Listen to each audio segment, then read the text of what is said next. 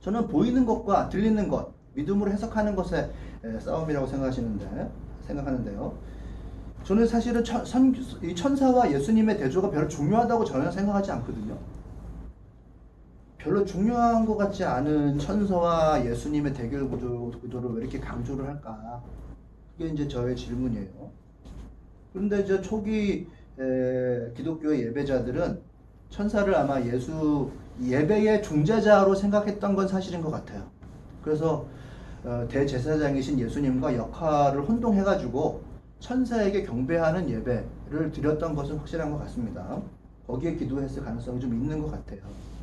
그럼에도 불구하고 그게 중점적인 내용 같지는 않거든요. 1장 여기 지난 다음에는 이 천사에 대한 내용은 나타나지 않아요.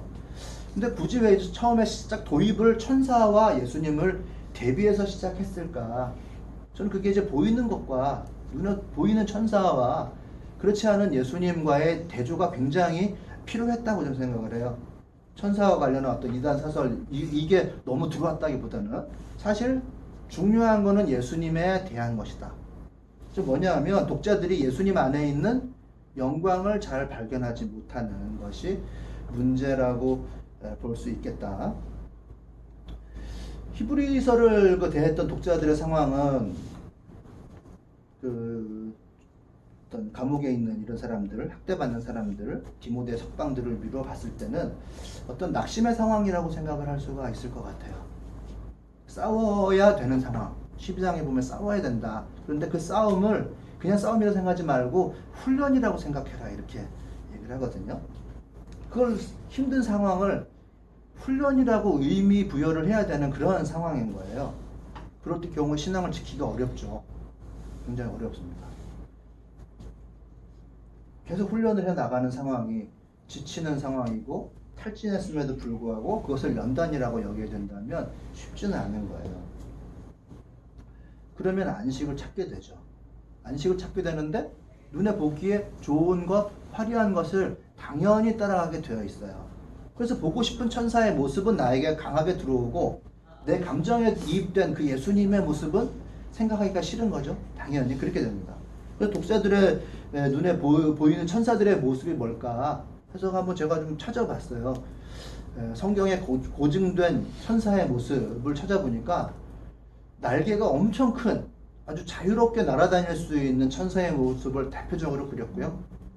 그리고 발 밑에는 불이 있어서 마치 추진체가 이렇게 붙어있듯 쭉 날아갈 수도 있고 불로 호위가 되어 있는 그런 모습으로 보통은 천사를 묘사를 했고 아니면 색깔과 불덩어리 그 자체로 천사를 묘사하고 있는 경우도 있어요.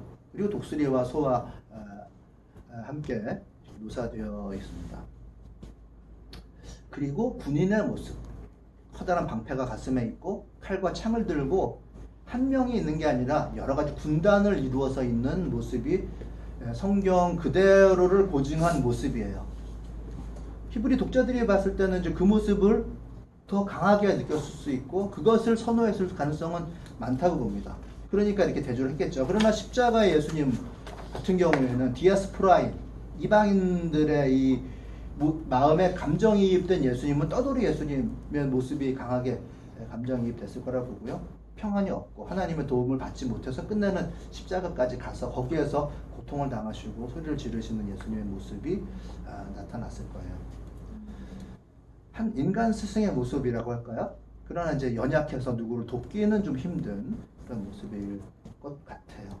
약한 분. 그 고통을 나누긴 했으나 그것을 좋은 것으로 이렇게 만들지는 못한 그런 분.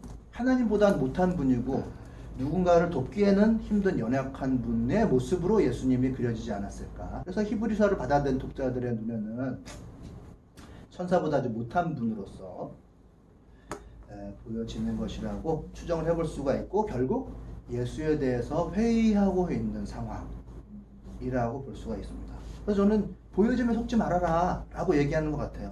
그 경험을 넘어야 된다. 믿음이라고 하는 걸로 보이지 않는 것을 인식하는 것이 이 믿음의 본령이다 라고 히브리서는 얘기하고 있는 것 같고요. 그것이 지금이나 그때나 마찬가지예요. 사실은 보여지는 것에 압도당하지 않을 사람이 없거든요. 그리고 잘 보는 사람은 본능적으로 사회생활을 잘하고 누군지 기억을 분별을 잘하니까 본능적으로 인사할 수 있고 사업도 잘할 수 있고 장사도 잘할 수가 있어요. 그러나 보는 것이 약한 사람은 이 사람이 누군지 구별하기가 굉장히 힘듭니다. 누군지 구별 못하는 사람이 있다는 걸 아시나요? 그걸 자세히 보시면 본능적으로 누군지 바로 인식하고 인사하고 서로 간의 인맥을 넓혀갈 수 있는 사람이 있고요.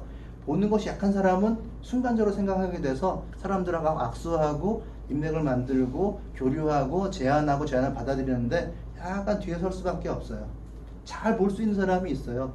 스스로 생각을 해보세요. 잘 볼 수 있는 사람은 아주 복받은 사람이에요. 보는 기능이 발전한 사람이에요. 인사 잘하는 사람입니다. 보이는 것, 너무 복받은 것임에도 불구하고 그것이 사람을 압도할 때가 있어요. 그래서 넷플릭스 뭐 보시나요? 넷플릭스. 저는 셀레브리티를 보고 있습니다. 너무 재밌어요. 아, 모르시는구나. 서아리라고 하는 화장품 판매원이 있어요. 그분이 우연히 셀럽의 세계를 이렇게 접했거든요.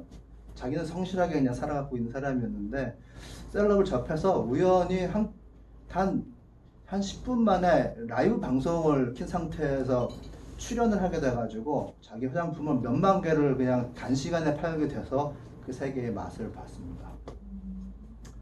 보여지는 게 우선인 사회에 쑥 들어간 거죠. 그게 지금 우리 사회랑 같다고 생각하지 않으시나요?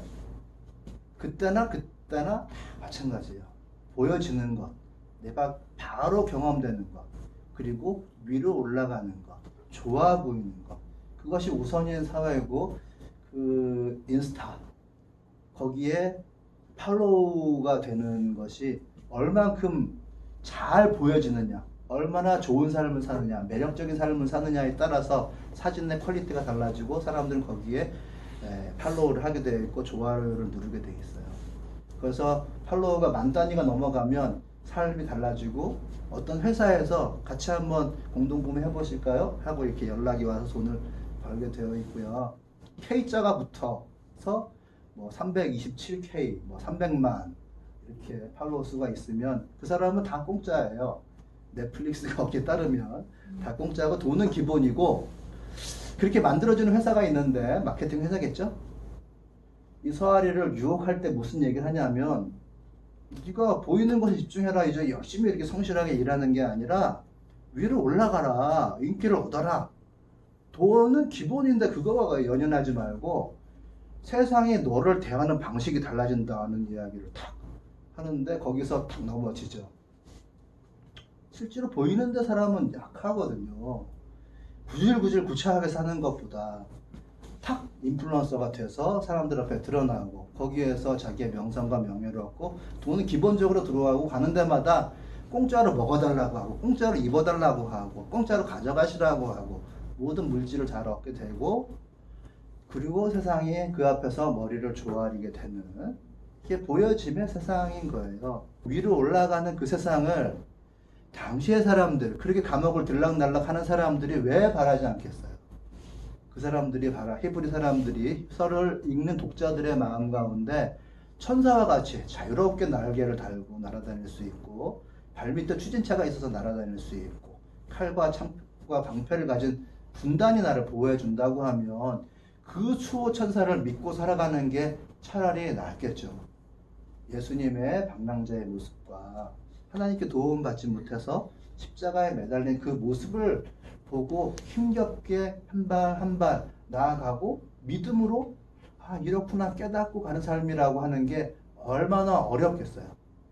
그것이 여기서 대조가 되고 있는 것이고 넷플릭스의 셀레브리티에서 나오듯이 거기에서도 화장품 방문 판매원과 셀럽이 되어서의 삶이 차이가 확 나는 것처럼 우리 가운데서도 얼마든지 있을 수밖에 없는 유혹이라고 하는 겁니다.